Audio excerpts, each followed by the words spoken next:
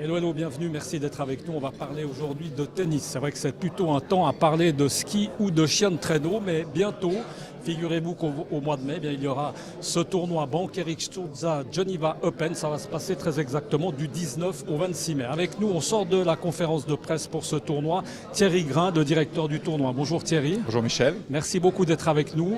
Oui. Le ton est donné, j'ai envie de dire. C'est le premier participant à cette nouvelle édition de ce Bank Eric Sturza Geneva Open. C'est tout simplement David Goffin, le joueur belge. Lui est déjà OK pour venir jouer cet été. On va tout de suite parler du tenant du titre de Stan Wawrinka. Ça a fait évidemment l'objet d'un sujet de cette conférence. Est-ce qu'on a des nouvelles de Stan? Est-ce que Stan sera présent au Parc des Eaux Vives? Alors Stan n'est pas encore confirmé. Ce qu'on lui souhaite évidemment tout d'abord, c'est de se remettre au plus vite de sa méchante blessure au genou. On lui souhaite vraiment un prompt rétablissement et évidemment qu'on espère pouvoir le compter parmi les participants du tournoi 2018. Donc ce n'est pas encore confirmé, mais on l'espère sincèrement.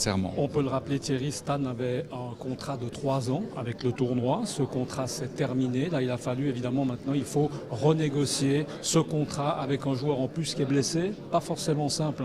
Écoutez, ça n'a pas tellement d'incidence, parce que en fait, les discussions avec Stan ont débuté très tôt. Donc, ce n'est pas du tout quelque chose qui a été une condition ou pas de sa venue à Genève. Alors, David Goffin, c'est bien. On s'en rend compte. Très bon joueur, finaliste en Coupe Davis, au Masters. On s'en rappelle, il avait battu un certain Roger Federer, donc c'est une valeur sûre. Qui pour jouer en face de David Goffin? On a déjà quelques noms comme ça qu'on peut balancer.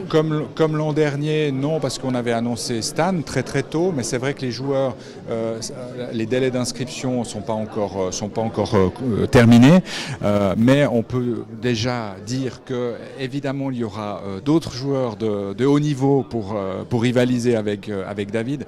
Je me permets quand même juste de préciser que David est dans les 10 meilleurs joueurs du monde, et c'est vrai qu'il a fait une saison 2017 exceptionnelle. Il est allé en finale du Masters. C'est un joueur sûr, Thierry. Il risque pas de perdre stupidement au premier tour. C'est un joueur en général qui va au bout et qui croche, qui lâche pas. C'est important de le savoir. Federer a dit de lui qu'il avait le QI tennis le plus élevé. C'est un joueur très intelligent qui utilise... Les mauvaises langues diront que c'est pas difficile, mais enfin il est quand même le plus élevé. Absolument, et qui utilise vraiment les 200% de son potentiel sur un terrain. C'est un magnifique joueur et ce sera un plaisir de le voir au Tennis Club du Parc des Eaux Vives. On peut le rappeler, Marc Rosset, toujours directeur sportif. Thierry, concrètement, quand on veut aller un peu à la pêche aux joueurs, comme ça 2 mois avant l'événement, comment est-ce qu'on fait? On ouvre un petit peu son carnet d'adresses, on va dans des tournois. Qu'est-ce qui fait que vous allez arriver à décider d'autres bons joueurs? Exactement. Comment est-ce qu'on pratique? Alors les gens qui sont en rapport avec les joueurs, Marc Rosset, évidemment, Rainer Schüttler, ancien top 10, qui est aussi agent de joueurs, Gérard Sobanian, qui est le directeur du tournoi Masters 1000 de Madrid. Ils les connaissent absolument tous. Qui s'occupe maintenant de Luca Pouille, c'est ça? Exactement, exactement. C'est ça, c'est important. Exactement un petit Luca Pouille, là, au tournoi, le manager. Ce serait génial. Mais là, il faut poser la question à Monsieur Sobanian. Exactement. Oui. En tout cas, en français, on les cherche, les Français, parce qu'évidemment que ça attire un peu quand même le public qui vient de France voisine. On est attentif à ça? Oui, bien sûr, on est attentif à ça. Maintenant, c'est vrai que Lyon a aussi un tournoi la même semaine que Genève. Donc Jo-Wilfried Tsonga est si vous voulez, l'ambassadeur du tournoi. Donc, mais évidemment que d'autres joueurs français seraient évidemment bienvenus à Genève. Qu'est-ce qu'on peut dire d'autre sur ce tournoi qui s'annonce, Thierry? Il y aura d'autres choses. Là, on pense peut-être aux spectateurs, aux gens qui vont venir assister. Alors, vous l'avez dit tout à l'heure dans conférence de presse, ça a été extrêmement bien suivi par les télévisions. 101 pays, 250 millions de ménages, c'est ça? Absolument, c'est juste. Qu'est-ce qu'on peut dire d'autre dans le tournoi, à part la présence de Goffin?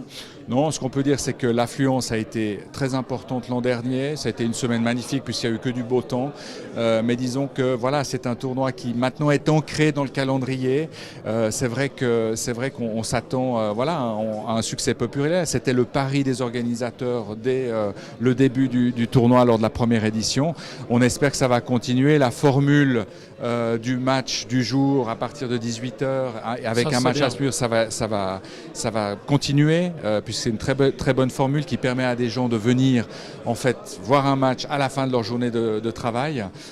Et ça, c'est quelque chose qui a très très bien marché. Ça, on peut souhaiter en tout cas. C'est vrai que c'est important. Vous l'avez souligné, le beau temps. L'année dernière, il faisait presque même trop chaud à la limite, si on veut être un peu sévère avec la météo. Mais en tout cas, il y avait le soleil qui a brillé tout au long de la semaine au Parc des Eaux Vives. On peut rappeler que vous avez une distinction. C'est important aussi, Thierry, de le rappeler, de l'ATP, pour un tournoi extrêmement bien organisé et puis qui fait plaisir surtout aux joueurs. Absolument, l'ATP a décerné à Genève le prix du tournoi qui a le plus progressé en Europe en 2017. Donc partant de là, Thierry, pardon de vous couper, mais est-ce qu'on peut imaginer que le tournoi progresse un 500 par exemple, parce que là c'est toujours un ATP 250. Qu'est-ce qui va faire que le tournoi pourrait progresser?